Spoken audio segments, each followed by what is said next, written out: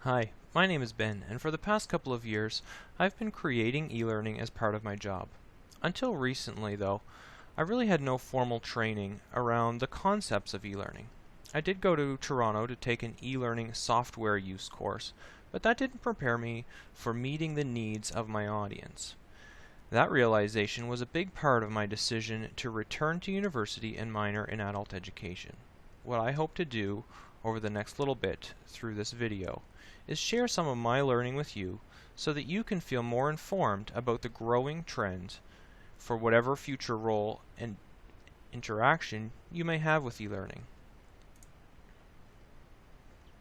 First, let me set some objectives. I'm going to share my own personal trick for establishing some quick objectives.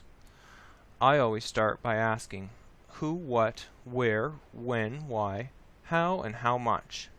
This gives me a good foundation because it covers most of what adults want to know. And to be honest, it's easy to remember.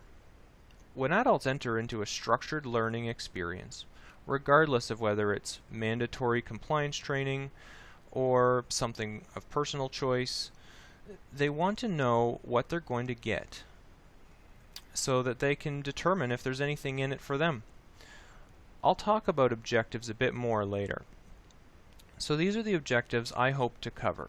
First, I'll give a quick opinion of who this module is for, and I hope you'll see something in it for you. Next, I'll talk briefly about what actually constitutes e-learning and why it has a place in the future of workplace learning and human resource development. I'll give a couple of thoughts on when and where this should be designed to take place, and then I'll move into my favorite component of how e-learning actually gets created. Throughout this module, I'll point out factors that contribute to deciding how much e-learning an organization should do. So let's get started. This module is for anyone looking to get a basic understanding of e-learning and its potential to facilitate employee learning. Perhaps you're in a leadership role within your organization and want to explore new avenues for human resource development.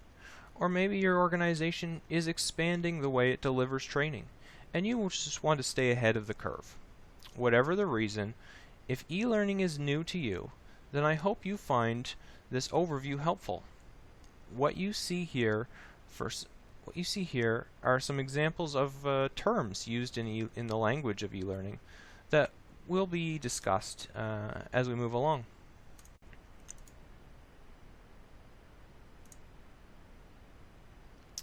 So, what exactly is e-learning?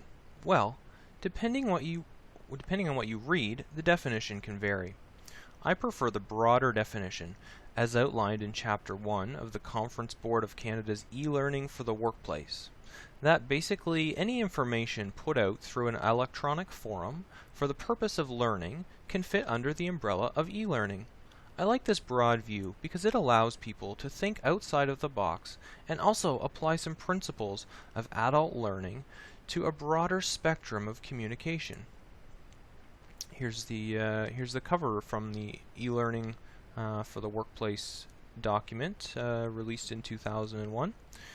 Now, in contrast, some experts in the field will occasionally use a more narrow definition.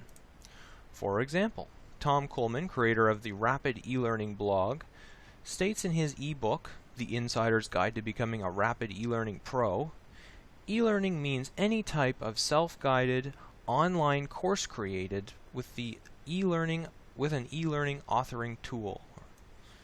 Now, I suspect he was using this definition in context for his book, but it demonstrates that the terminology does not always have the same meaning. You can decide what it means for you and your organization, but I challenge you to think outside of the box. Now, there is no debate that e-learning is a rapidly growing trend in the training world. Many corporate training strategies have already evolved to include e-learning as a component. Once created, e-learning saves time, improves message consistency, and increases accessibility to information. It offers more flexibility of pace and timing, decreases the need for travel, and is accommodating for atypical work schedules. This can improve workplace satisfaction and engagement by giving employees more opportunities for growth and potentially even advancement. On the topic of benefits provided by e-learning, I want to point out that what you are participating in right now is e-learning. And that means that you can pause, go back, or even leave and return later if you want. By online video standards, this one is a bit long, so if you find yourself losing focus, feel free to take a break. That's the beauty of e-learning. There are some disadvantages. So what are those disadvantages? Of course, so far e-learning cannot facilitate the embodiment of hands-on skills in most industries. That being said, the realm of virtual reality is growing at a staggering pace, and the end seems to be nowhere in sight. Some of the other disadvantages include the potential lack of interaction and isolation, difficulty providing clarification or real-time remediation, unfamiliarity or discomfort interacting with technology, and sometimes the flexibility of timing doesn't make it any easier to find time to complete e-learning or stay focused.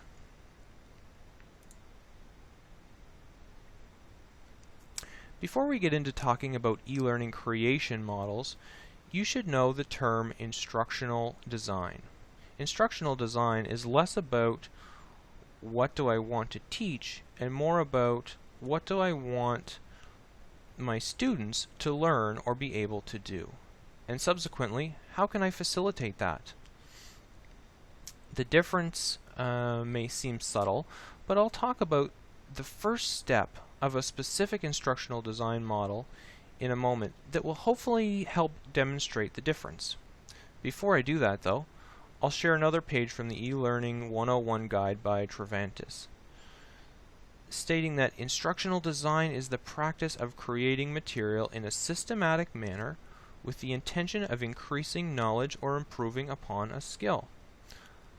I also like the last sentence in this quote, that to create a systematic approach, instructional designers use repeatable processes that include the application of models or theories.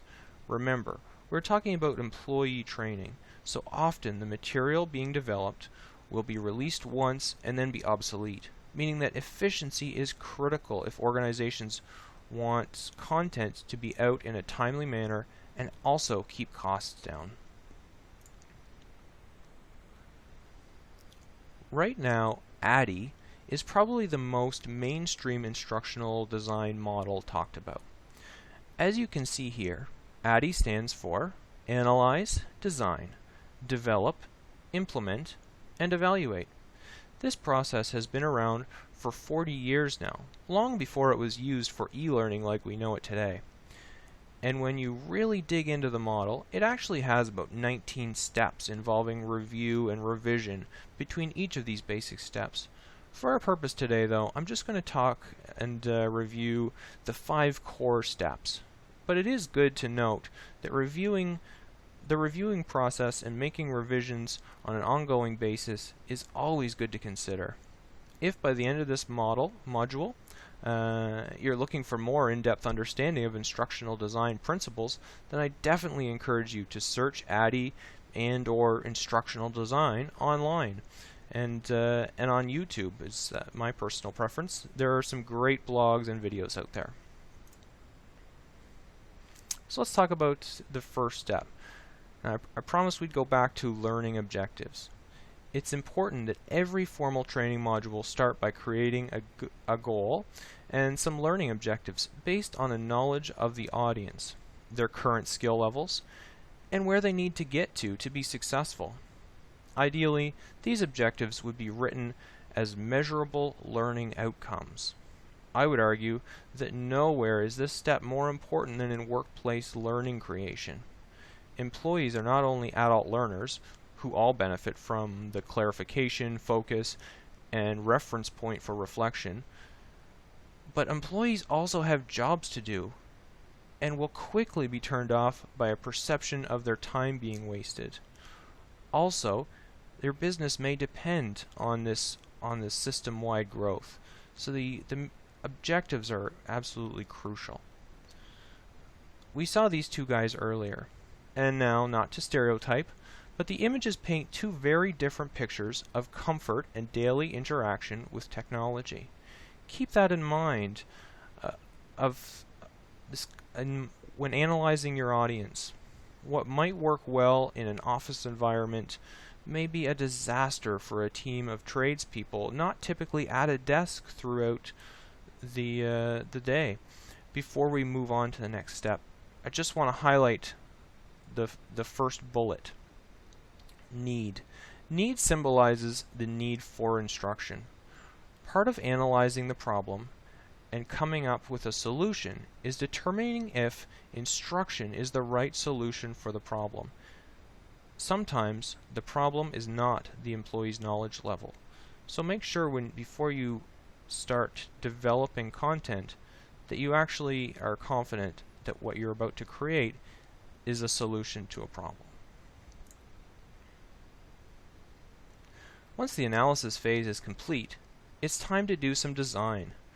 The design phase is about concepts and brainstorming and storyboarding.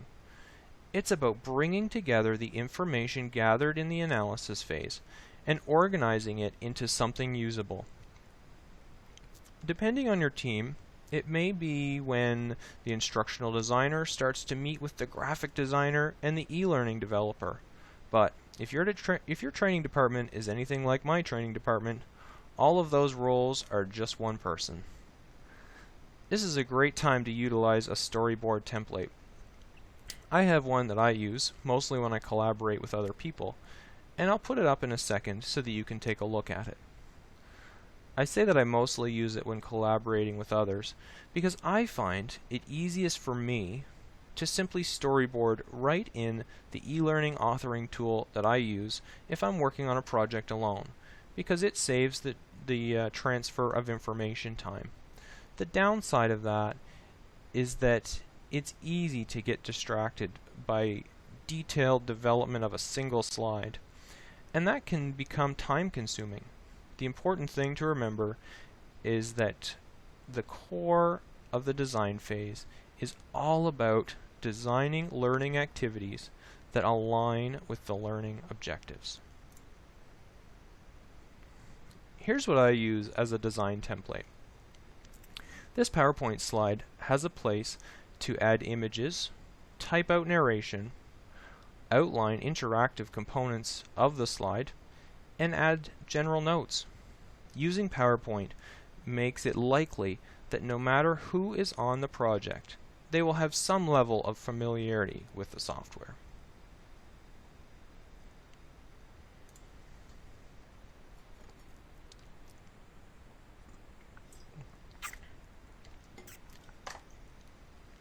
The development phase definitely has the potential to be the most fun, at least for me personally. It is here that ideas actually come together to create a product. Probably not surprising, but if the first couple of phases aren't done well, then the development phase can be long and frustrating.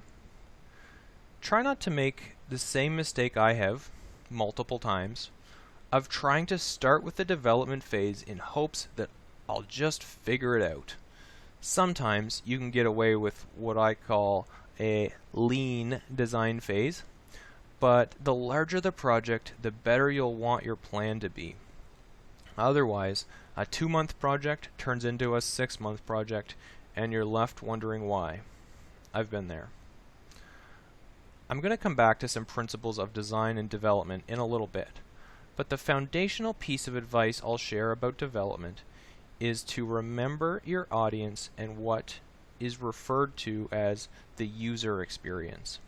If you find yourself taking on the role of developer, focus on avoiding distraction, confusion, and frustration. Just because you know how to create 12 different ways that a user can get from one slide to another slide doesn't mean you should use them all in the same course. More on this later. But remember, your audience are employees looking to learn, not e-learning geeks looking to be impressed. Finally, what it's all about: implementation. Somewhere between development, completion, and full launch, there should be a testing phase. I use the term beta testing when I put it out to a group of trainers to review in search of mistakes and glitches. So far, they always find something. So, from a personal perspective, I highly recommend it. In fact, as weird as it may sound, if the course or module is at all interactive, I suggest sitting down and watching a couple of people go through it. It's enlightening to see how people actually interact with interactive content. Now, because I'm in New Brunswick, I run my beta testing simultaneously with my course translation. By the time things come back from the translator, I know where the hiccups are, and the full launch is just around the corner. Now, this launching of the product may be different depending on your organization. You may be responsible for uploading materials to a learning management system or platform, also known as an LMS, or you may have someone else that does that, and once creation is done, you're off the hook. If you are participating in implementation, you need to again think about what your audience wants to know. They need to know there's a new course and where to find it. They need to know if it's mandatory or optional. They need to know when to have it completed by and what to do when they've finished it. If e-learning is new to your organization, there should be some communication about expectations of where and when e-learning should be or can be completed. Can they take time away from their job to do it? Or they need to find personal time to do it at home? Is there extra compensation for completion outside of regular work hours? And are there ramifications for non-completion?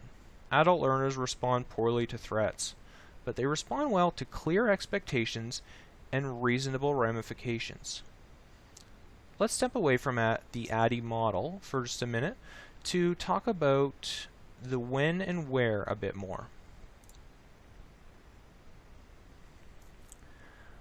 I'm going to read this quote from Chapter 4 of the Conference Board of Canada's e-learning for the Workplace publication. They state, "Because inadequate time is a barrier to e-learning success, providing time to learn is critical. Many organizations have identified this imperative."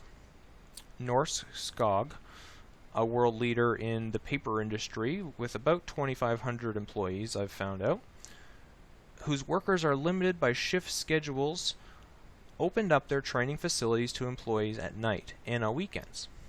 In the 6 months after it started its e-learning program, after 6 months after it started its e-learning program, employees completed a total of 600 hours of learning, 40% of the goal the organization had set. Now, I'm going to give this statement some context and some contrast. This was published in 2001, meaning that the information was probably from about 2000. For the time, that was an impressive accomplishment before the era of smartphones, tablets, and the internet as we know it today. 600 hours of e-learning by paper mill employees was probably a big deal. Now for some contrast. I'm about to launch 2 e-learning courses this month for 1,000 employees, and within 8 weeks they will complete a cumulative total of over 2,000 e-learning hours. With the right tools and strategies, this is not a difficult accomplishment anymore. The trick is there needs to be a strategy. People need to have a time and place to do courses. As new generations enter the workforce, and the importance of work-life balance enters the conversation on a global scale, the strategy needs to make learning and development a positive experience.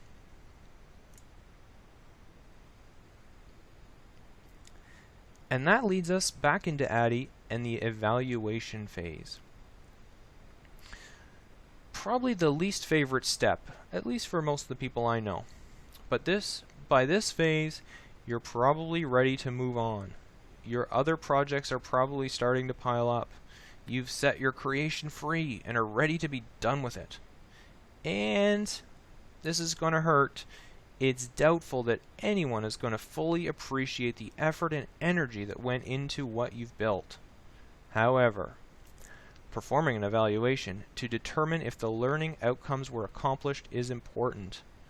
I'm a big believer in viewing the end user as the customer and determining if the end user is satisfied. If they aren't satisfied,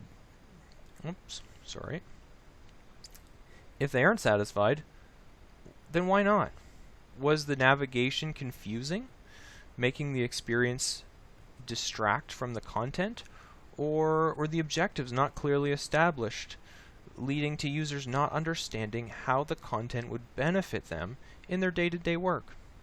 This information can give you the chance to grow into the future and producing better products every time, and to identify learning gaps that need clarification or even remediation.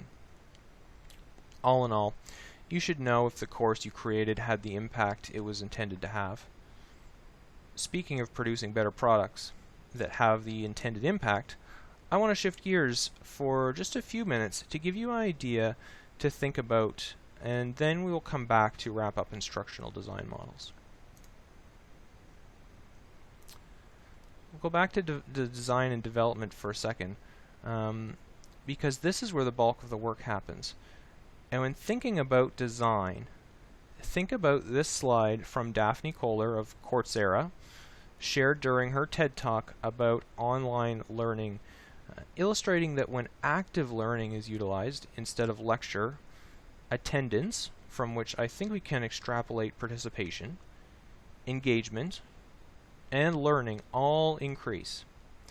But what is active learning? Well, I could tell you what I've found, but why don't I let you hear from someone else for a few minutes? Here's Janet Rankin of MIT explaining active learning related to the classroom. I'll draw comparisons to e-learning for the workplace after she's done. See you in 5.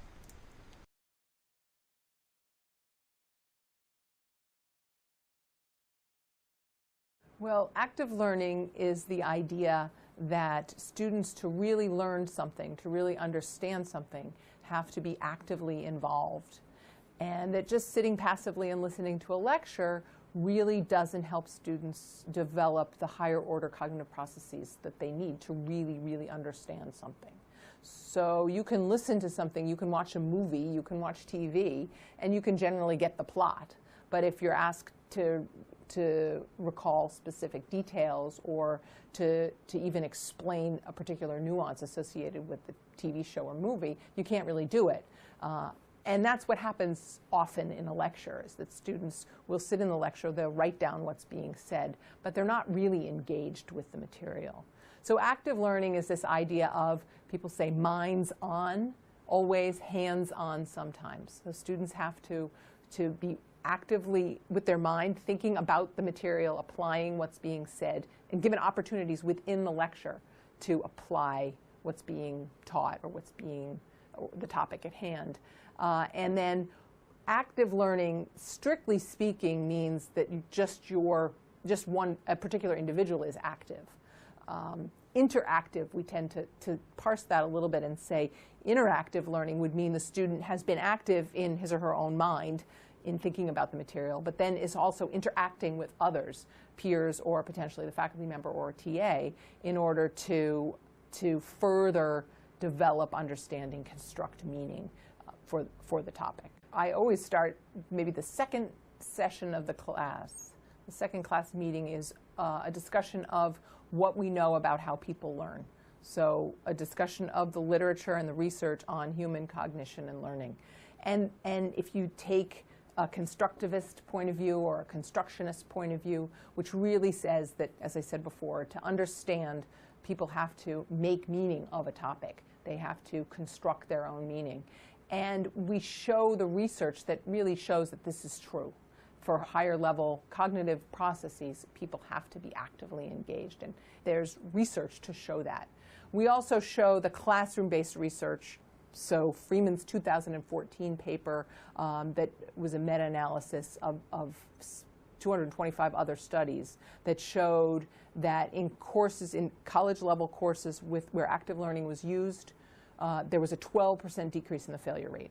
And they normalized it to all of the important factors that they should be normalized to: the experience of the instructor, the size of the class, the type of the institution, the situation, the way the position that the class is situated within the larger curriculum.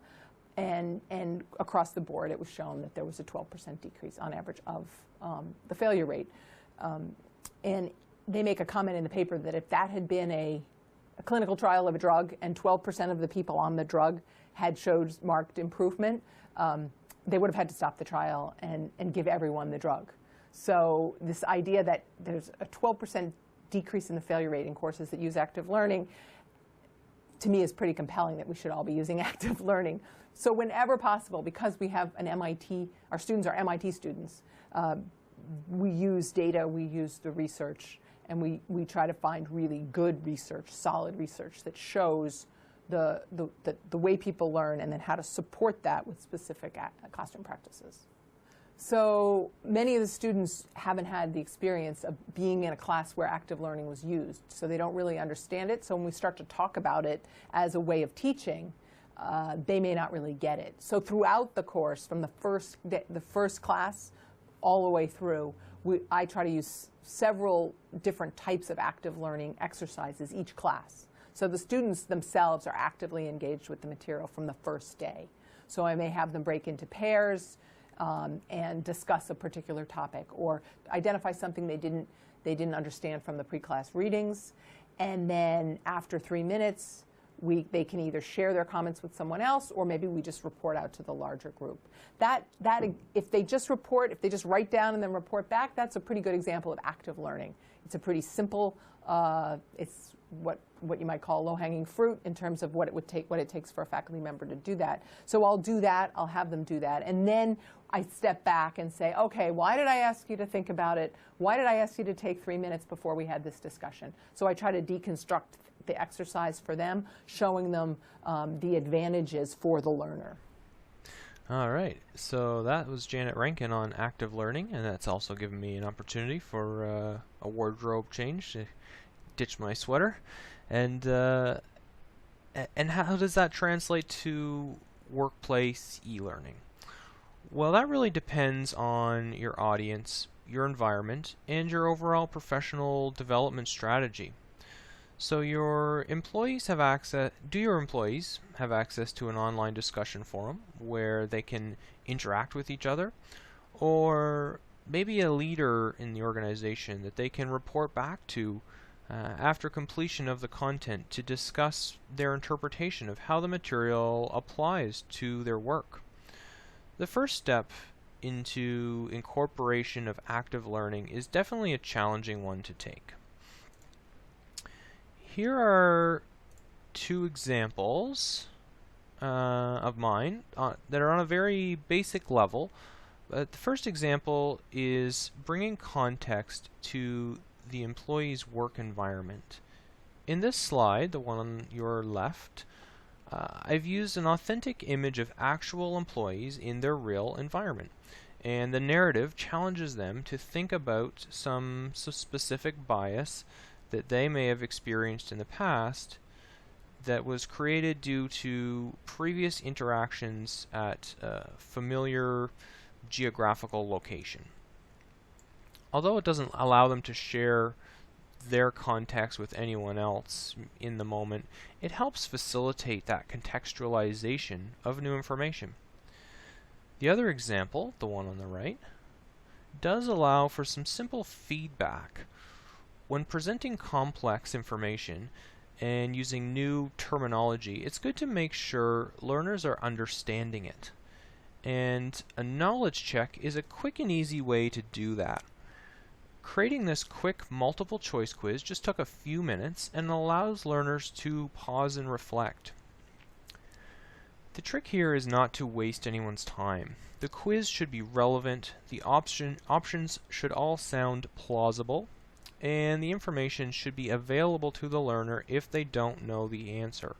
Remember, these are employees who are probably not in a pass-fail scenario, so get them the information they need without making them feel stupid. Let me show you a quick clip of what I mean. So, e-learning authoring software now easily facilitates different branching. So a wrong answer can take them to some quick remediation. So for example, here we'll pick the wrong answer, we'll submit it, and it can give them the opportunity to get a hint before progressing, or go back to where the information was initially presented. Whereas a right answer can progress directly to the next topic, which ideally would bring up would build upon the knowledge you just checked. That would be a form of effective scaffolding, to throw in another adult learning term, ensuring that people understand a concept before using it within the next context. So, okay, now let's get back to design models for a minute.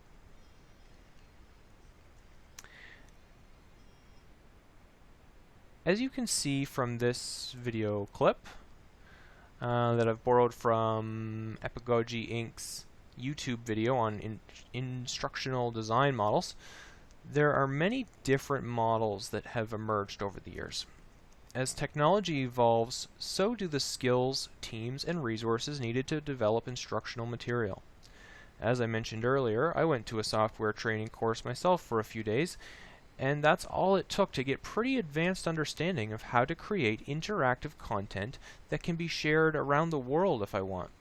This makes it possible for a training team of one to now fill every role in the process, rendering some steps redundant and unnecessary.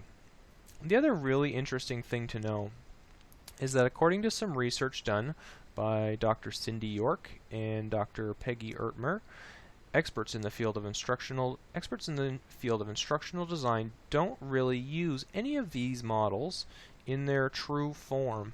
They published an article together last year in Performance Improvement Quarterly titled Examining Instructional Design Principles Applied by Experienced Designers in Practice. Their study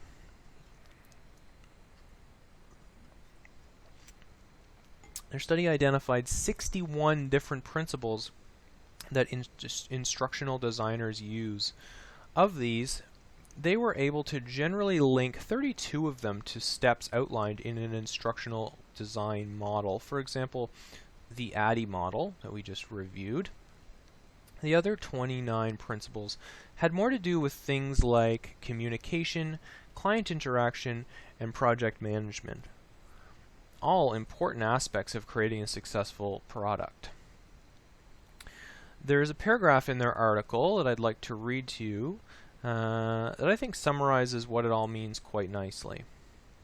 They say, in this study, more than half of the principles identified by participants related to components of the instructional design model,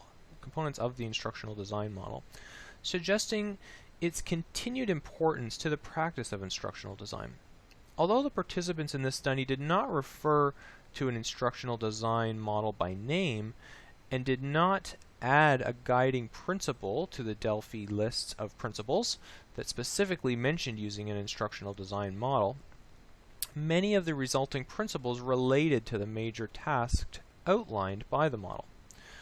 Perhaps as Ramazowski suggested back in 1981, designers use the model as a heuristic, adapting it as needed to address the specific problem with which they're faced.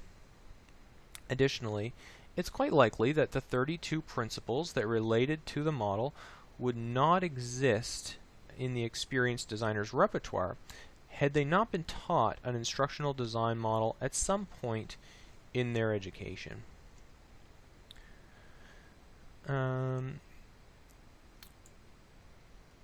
They go on to say,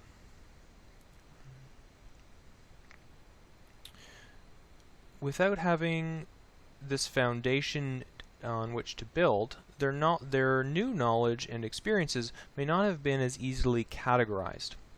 Similar to the concept of indexing in the case-based reasoning literature, as published by Kolodner et al. In 2004, the practitioners in this study may have indexed their past experiences using the categories outlined by the general instructional design model.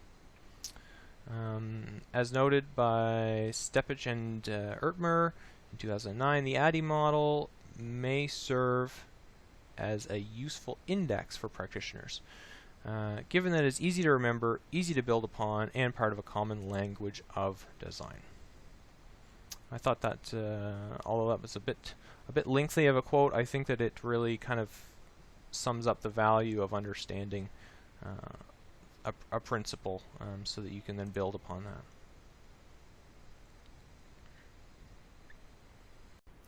So, I'm going to move on from models of instructional design now to highlight some specific authoring examples. But the takeaway from all of this is that once you understand the basics, you can get started and find what works for you in your specific circumstances. Gaining an understanding of instructional design principles will hopefully make it possible for you to create your own process that is dynamic, flexible, and most importantly, that works for you. I'd like to take a second to recap some of the terminology we've covered so far. The user experience was mentioned, but we're going to talk about that in some more detail next. SME we did not talk about, but I added it in there because it's a commonly used acronym that usually means subject matter expert, at least in my experience. But one of the articles used it to mean small and medium enterprise, which I thought was interesting and noteworthy. So I threw that in there. ADDIE, the ADDIE model we've covered, and that brings us to synchronous. I'll talk about synchronous versus asynchronous for a minute. And as Archer and Garrison mentioned in their 2010 Distance Education in the Age of the Internet article, there's 3 generations of distance education.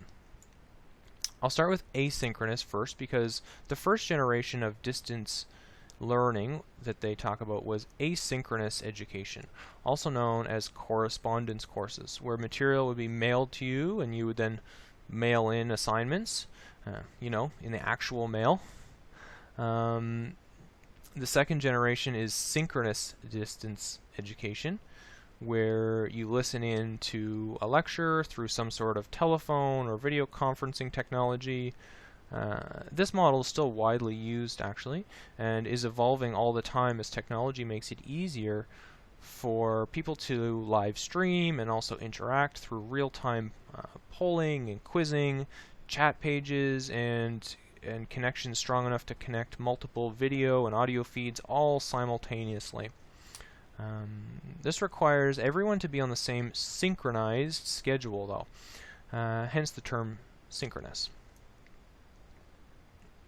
I have colleagues in other provinces who use what I would consider an enhanced version of this model for continuing education, where they have students present physically, present through an online forum, and also will record the entire session for later asynchronous viewing by other employees later on through a learning management system, or LMS, as you see at the bottom of the list there.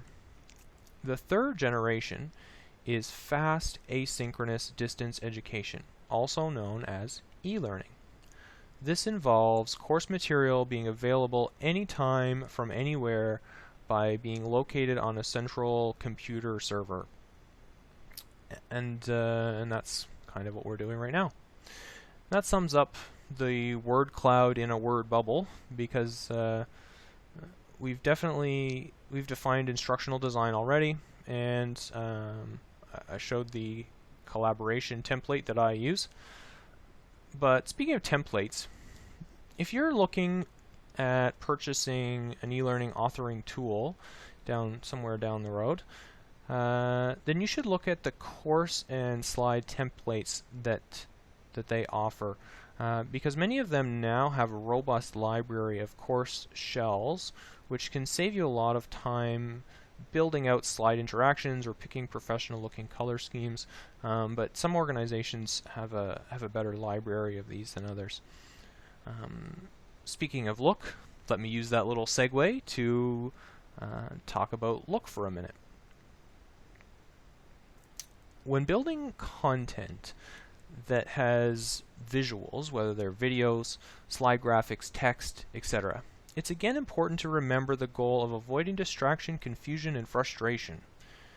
If a course is visually appealing, it will make it a more enjoyable experience for the end user, and that can translate into a better mindset for learning. The first example you see here on your left is what I found when I searched distracting e-learning slide on the internet. It has too much text that is too small, and if the amount of text wasn't bad enough, it's black on a dark gray, making it completely uncomfortable to read. In the bottom corner, there's more text on a mix of bold colors, all distracting to look at and difficult to read. It is recommended that you use a consistent color scheme throughout your course. As you can see on my slide in the middle, I've chosen blue thought bubbles and a blue button up in the corner to match the shirt of the character I used throughout the course.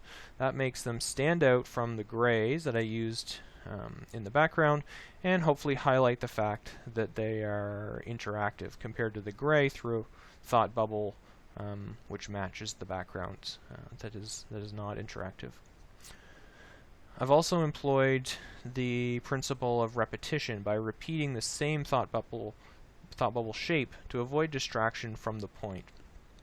As you can see in the last example over on the right, also randomly pulled from Google Images of e-learning slides, good e-learning slides, it is much easier to read when the text is in sharp contrast to the background. If backgrounds are going to have images or color, they should be subtle, avoiding eye strain is the word I'm looking for. The last example also has very nice balance, making it easy for the user's eyes to know where to go. Having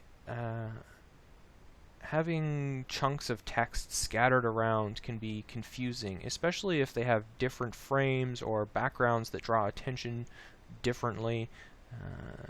If you do have a lot of text, just use more slides. They're free. This slide I love. Articulate Incorporated, who's the manufacturer of the e-learning authoring software that I use, has an ebook called Essential Guide to Visual Design, and they use the term chaotic design, and that's what's depicted here. And this is pulled as a chaotic design by design for teaching about this specific concept. And this is the quoted definition that they give of chaotic design. The elements of this slide use lots of different shapes, fonts, colors, and sizes, and are not aligned to each other. The design shares nothing in common with previous slides in the same course. End quote. People are naturally more comfortable with consistency, repetition, and symmetry. The visual design is about setting the tone for your message and can be part of the communication. There's lots of information out there about how different colors affect a person's subconscious, but that's well outside our objectives for this video. But feel free to look into that if that's of interest to you. So without getting carried away on the topic of visual design principles, keep some of these points in mind if you find yourself either creating a course or maybe reviewing one for someone else. I want to talk about interaction. There's a couple of easy principles that you can employ if you do use a robust authoring tool, just to make courses feel more personal and interactive for people. This is an example that I like to use where you simply get the user to enter their name at the beginning, and then the course will, some of the text will refer to them by name as they progress through it, and that's an easy trick to do with a couple minutes on YouTube to figure out how that works, and it seems advanced and personalized for people. Also on interaction, this is a quick video about just some different ways to present large amounts of text so that people can interact with a slide and move around to gain the information they're looking for. I don't recommend putting critical information in something like this because it is a bit easier for people to kind of skip by it. But if you have a bunch of nice to know facts, you can put it in something like this where they can navigate around it and gain information in different ways. The other option is to loosen the reins on navigation through a course that you develop.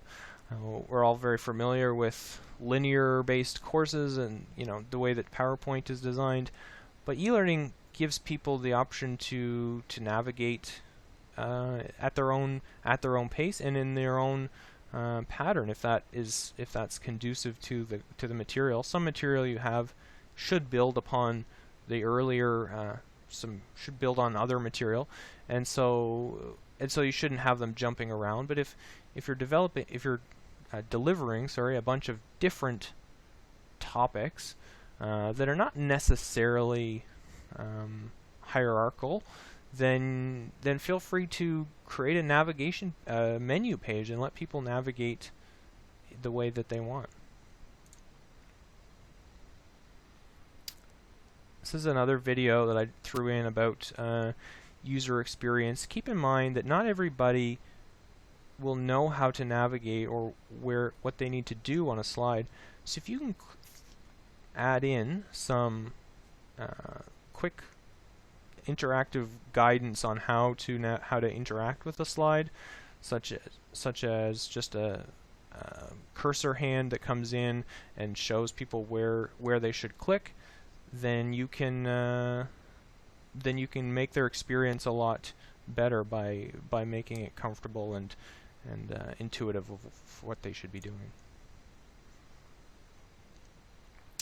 Now that we've covered a lot of different angles about e-learning creation, here's something important to know about adopting e-learning as a training strategy. According to research done by the Chapman Alliance, e-learning can take around 5 times as long to create as instructor-led face-to-face material. This is critical information for any team thinking that they can just make the transition and still produce the same volume of material. It just won't happen. Let's take a closer look at these 2 slides.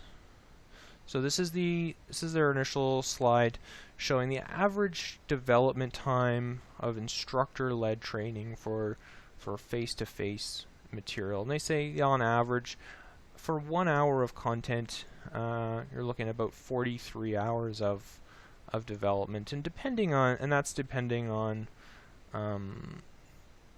how much development actually has to go into the material, whether it's a reproduction of something you already have, or the higher end, building something from scratch on a topic that maybe you don't know much about. So, but mid-range they found was about 43 to 1. In contrast, developing e-learning that has a bit of interactivity can take about 184 hours for 1 hour of content. So that's a dramatic difference if you're looking to produce the same volume of material. And that's for what they call level 2 e-learning, which they kind of found is really standard for something that we would refer to as interactive.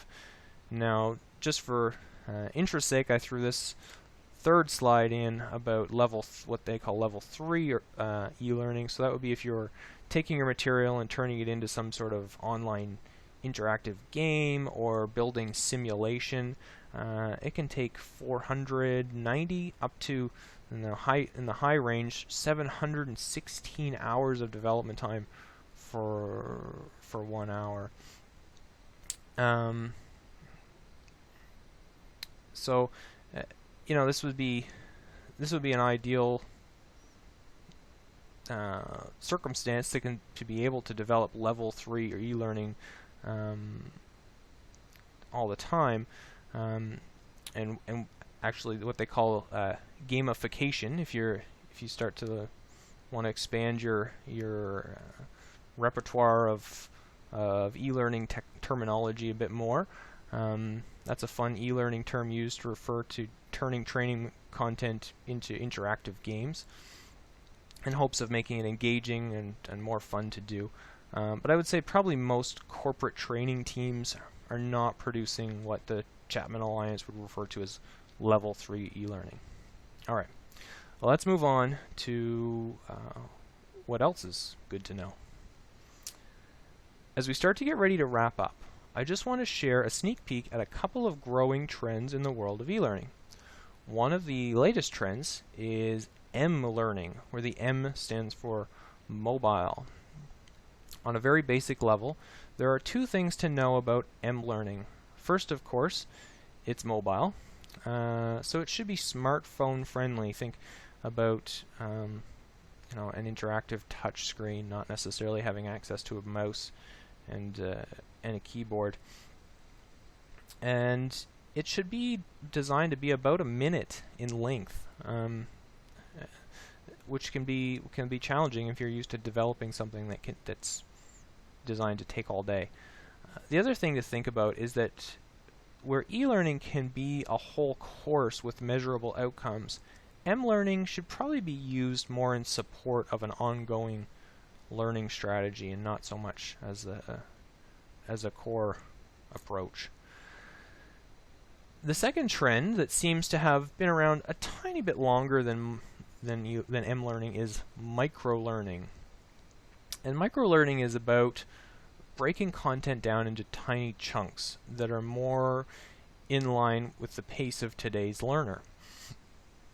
It differs from M-learning in the sense that it can be a core strategy, and it's not necessarily supportive or even mobile friendly. It doesn't have to be, but it's quick and frequent, and it's designed to make small but consistent development steps. Hey, I think we're ready to wrap up for today. Let's summarize what we've covered. We talked about the advantages and disadvantages of e-learning when it could be used and implemented. We talked a bit about the ADDIE approach and instructional design models in general, how they're relevant to becoming an instructional designer, if that's what you desire to do. We talked about active learning and how that can be incorporated into e-learning and into the classroom, if that's a takeaway point for you. The 3 generations of distance education, where we're at today, and I hope that you can reflect on how that can fit into your strategy. We talked about some basics of visual design and why visual design is important, how it can improve or take away from the content you're trying to deliver and the message. And we talked about 2 new trends. So if you're interested in those, look them up and expand your learning even further. I'm gonna roll the credits, and thank you very much for taking the time to watch this video. I hope that you found it useful and informative.